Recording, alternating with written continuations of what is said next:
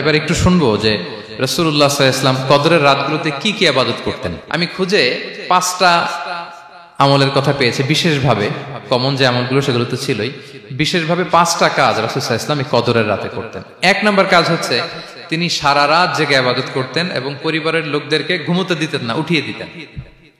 বছরের অন্য কোন সময়ে সারা রাত জেগে ইবাদত করার কোন নজির রাসূল সাল্লাল্লাহু আলাইহি ওয়াসাল্লামের জীবনে ছিল না, সব রাতে ঘুমাতেন। আম্মা জান আয়েশা রাদিয়াল্লাহু তাআলা আনহা বলেন, ইযা দাখালাল আশরু আহিয়াল লাইলা ওয়া আইখাযা আহলা ওয়া জাদ্দা ওয়া শাদ্দাল মিজার। রমাদানের শেষ দশক যখন আসতো রাসূল সাল্লাল্লাহু আলাইহি ওয়াসাল্লাম সারা রাত জেগে ইবাদত করতেন, পরিবারের সদস্যদেরকে জাগিয়ে তুলতেন, স্ত্রীদের ঘুমাতে দিতেন না, জাগিয়ে তুলতেন। ফাতেমা রাদিয়াল্লাহু তাআলা আনহার ঘর পাশেই ছিল, তাদেরকে যে জাগাতেন এবং নিজে সারা রাত ইবাদত করতেনই। জাদ্দা ওয়া শাদ্দাল মিজার, খুবই বলিষ্ঠ ভাবে, খুব মজবুত ভাবে কোমরে গামছা বেঁধে নামার একটা এক্সপ্রেশন এখানে দেওয়া হয়েছে। মিজার, ইজহার মানে হচ্ছে বাংলা করলে হয় লুঙ্গি। লুঙ্গি আমরা যখন খুব শক্ত কোনো কাজ করতে যাই তখন তারা কি করে, খুব টাইট করে লুঙ্গিটা বাঁধে। তার মানে বোঝানো হচ্ছে রাসূল সাল্লাল্লাহু আলাইহি ওয়াসাল্লাম কোমরে ভালো করে লুঙ্গি বেঁধে বা গামছা বেঁধে আটগাট বেঁধে নামতেন শেষ 10 দিনের জন্য। এই সময় তিনি মানে কাউকে কেমন যেন চিনতেন না, সবসময় ইবাদতে মগ্ন থাকতেন। এটা আমরা করতে পারি যে শেষ 10 দিনে, আর যেহেতু 3 দিন বাকি, আমরা একটা স্পেশাল প্ল্যান করতে পারি যে আমরা আমাদের সর্বোচ্চটুকু উজাড় করে দিয়ে লাস্ট 10 ডেজ অফ রমাদানের এই বরকত আমরা হাসিল করব, এটা যেন আমাদের মিস না হয়। তাহলে এটা আমরা একটা পেলাম। 2 নাম্বার হচ্ছে ইতিকাফ করা। রাসূলুল্লাহ সাল্লাল্লাহু আলাইহি ওয়াসাল্লাম রমাদানের শেষ 10 দিন ইতিকাফ করতেন। আমাদের আয়েশা রাদিয়াল্লাহু তাআলা আনহা বলেন, কানা ইয়াতাকিফুল আশরাল আওয়াখির মিন রমাদান। রমাদানের শেষ দশকে তিনি ইতিকাফ করতেন হাত্তা তাওয়াফাহুল্লাহ, ওনার ইন্তেকালের আগ পর্যন্ত এই অভ্যাসটাই তিনি জারি রেখেছেন। সুম্মা আতাকাফা আজওয়াজুহু মিন বাদে, তারপরে ওনার স্ত্রীরা ইতিকাফ করেছেন। আরেক বর্ণনায় এসেছে ইয়াতাকিফু কুল্লা রমাদান 10 আইয়াম, প্রতি রমাদানে তিনি 10 দিন ইতিকাফ করেছেন। কিন্তু যেই বছর তিনি ইন্তেকাল করবেন সে বছর তিনি 20 দিন ইতিকাফ করেছিলেন।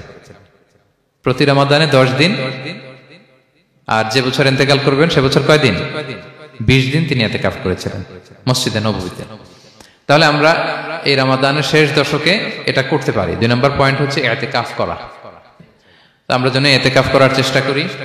ইতিকাফ করতে না পারলে শেষ দশকের রাতগুলো যেন মসজিদে কাটানোর চেষ্টা করি, তা না পারলেও বাসায় যেন এই রাতগুলো আমরা মিস না করি। বিশেষ করে সেন্ট্রাল মস্কে তো অসাধারণ পরিবেশ, এটা হাইলি রেকমেন্ডেড। ইফ পসিবল আপনারা আসবেন, এখানে ইবাদতের চমৎকার পরিবেশ থাকে। 3 নাম্বার হচ্ছে রাসূল সাল্লাল্লাহু আলাইহি ওয়াসাল্লাম এবং জিবরাইল আলাইহিস সালাম যৌথভাবে কোরআন রিভিশন করতেন। খুব ইন্টারেস্টিং। সারা বছর যেটা নাজিল হতো রমাদানে জিবরাইল আলাইহিস সালাম রাসূল সাল্লাল্লাহু আলাইহি ওয়াসাল্লামকে শোনাতেন, রাসূল সাল্লাল্লাহু আলাইহি ওয়াসাল্লাম আবার জিবরাইল আলাইহিস সালামকে শোনাতেন। সহিহ বুখারীর বর্ণনা, কানা জিবরিলু ইয়ালকাহু ফি কুল্লি লাইলাতিন মিন রমাদান ফায়ুদারিসুহুল কুরআন। প্রতি রমাদানের প্রতি রাতে এসে রাসূল সাল্লাল্লাহু আলাইহি ওয়াসাল্লামের সাথে কোরআন মুদারাসা করতেন। সহিহ মুসলিমের বর্ণনায়, আন্না জিবরিল কানা ইউআরিদুহু বিল কুরআন কুল্লা আমিন মাররা। প্রতি বছর রমাদানে একবার শোনাতেন বা শুনিয়েছেন, যে বছর তিনি ইন্তেকাল করবেন তিনি 2 বার শুনিয়েছিলেন। আরাদা ইউআরিদু মানে এটা ফ্রম বোথ সাইড। আরবি শব্দটা এমন যে জিবরাইল আলাইহিস সালাম শোনাতেন, এরপর রাসূল সাল্লাল্লাহু আলাইহি ওয়াসাল্লাম জিবরাইল আলাইহিস সালামকে শোনাতেন। কোরআন রিভিশন করা। তো এই শেষ দশকের রাতগুলোতে আমরা যেন বেশি বেশি কোরআন পড়ি, কোরআন তেলাওয়াত, কোরআনিক রিসাইটেশন হতে পারে, কোরআনের অর্থ পড়া হতে পারে, তাদাব্বুরে কোরআন হতে পারে, কোরআনের হালাকায় জয়েন করা হতে পারে। ইন ইটস এনি ফর্ম আমরা যেন কোরআনের সাথে অ্যাটাচমেন্টটা বাড়াই লাস্ট 10 ডেজ অফ রমাদানে। 4 নাম্বার কিয়ামুল লাইল করা। রাসূল সাল্লাল্লাহু আলাইহি ওয়াসাল্লাম কিয়ামুল লাইল করতেন এবং কিয়ামুল লাইল শব্দটাকে রাসূল সাল্লাল্লাহু আলাইহি ওয়াসাল্লাম কদরের সাথে জুড়ে দিয়েছেন। সহিহ বুখারীর বর্ণনায় তিনি বলেছেন, মান কামা লাইলাতাল কদরি ঈমানা ওয়া ইহতিসাবা গুফিরা লাহু মা তাকদ্দামা মিন যামবি। কদরের রাতে যে কিয়ামুল লাইল করে বিশ্বাস নিয়ে এবং নাজাতের প্রত্যাশা নিয়ে, তার পূর্বের সমস্ত গুনাহ আল্লাহ তাআলা ক্ষমা করে দিবেন। তাহলে কিয়ামুল লাইলটা রাসূল সাল্লাল্লাহু আলাইহি ওয়াসাল্লাম বিশেষভাবে কদরের রাতের সাথে সম্পৃক্ত করেছেন। আমরা যেন প্রতি রাতে কিয়ামুল লাইল করি, লম্বা সময় যেন দাঁড়িয়ে থাকি, লম্বা সময় কোরআনিক রিসাইটেশন করি দাঁড়িয়ে থেকে, লম্বা সময় রুকু, লম্বা সময় সিজদা, স্পেশালি সিজদা। আখরাবু মা ইয়াকুনুল আবদু মির রাব্বিহি ওয়া হুয়া সাজিদ ফাআকসিরু ফিহি দুআ। বান্দা যখন সিজদায় থাকে আল্লাহ সবচেয়ে কাছে থাকে। তো আমরা তো আল্লাহর সবচেয়ে কাছে যেতে চাই এই ক্রিম টাইমটাতে, কি বলেন? আমরা যেন লম্বা সময় সিজদাতে থাকি। কিন্তু আমাদের অনেকের যেটা হয়, নামাজে তাড়াহুড়ো, অনেকের সব ব্যস্ততা যখন নামাজে দাঁড়াই এরকম হয়ে যায়।